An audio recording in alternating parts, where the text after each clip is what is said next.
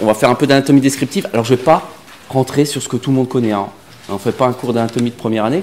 Ça va permettre de comprendre au moins les indications et les complications qu'on peut avoir après la chirurgie. Un cheval peut tirer autant qu'il veut, il ne luxera pas, il n'écartèlera pas le sujet. Donc les bourreaux donnaient un coup de dague large, pas dans les vaisseaux parce qu'il fallait que ça dure un tout petit peu. Ils annulaient cette pression et c'est à ce moment-là qu'on pouvait avoir un démembrement. Donc la pression intra-articulaire négative, c'est un facteur important de stabilité également de la hanche. On dit qu'il y a une variation interindividuelle de 10 degrés de l'un à l'autre, les conséquences que ça peut avoir. 10 degrés, ça paraît rien et pourtant c'est énorme. Enfin, concevoir la chose pas uniquement tête, col, acétabulum, mais le bassin dans son ensemble. Et qu'il faut parfois repositionner le bassin pour corriger des troubles, même intra-articulaires. Sauf que l'acétabulum n'est pas circulaire, enfin c'est pas une portion de sphère creuse réelle, il y a l'arrière-fond avec le ligament rond, avec ses structures, ce qui fait que c'est légèrement ogival.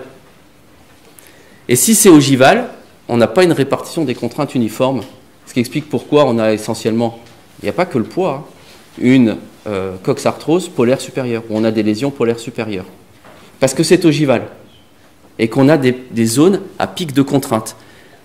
Et puis en plus, il y a l'histoire du poids qui va être appliqué, et de la transmission du poids. Et pour qu'il y ait cette transmission du poids avec l'anneau, vous voyez que ça va dépendre énormément en plus de la version du bassin. Donc il ne faut plus réfléchir que dans un seul axe, il ne faut plus réfléchir qu'en position anatomique. C'est en position relative. Et donc maintenant, toutes les études qui sont faites, que ce soit en mécanique, aux éléments finis ou n'importe quoi, en fait, utilisent le bassin comme repère, et plus le positionnement par rapport au sol. Ça n'a plus de sens. Si on appuie 15% du poids du corps sur la canne béquille, on diminue les contraintes de contact au niveau de la hanche de 50%. C'est ce qui va faire que, en plus, on est érigé sur les pattes arrière, ça va donner les courbures rachidiennes et induire la bascule du bassin et la création de la charnière lombosacrale.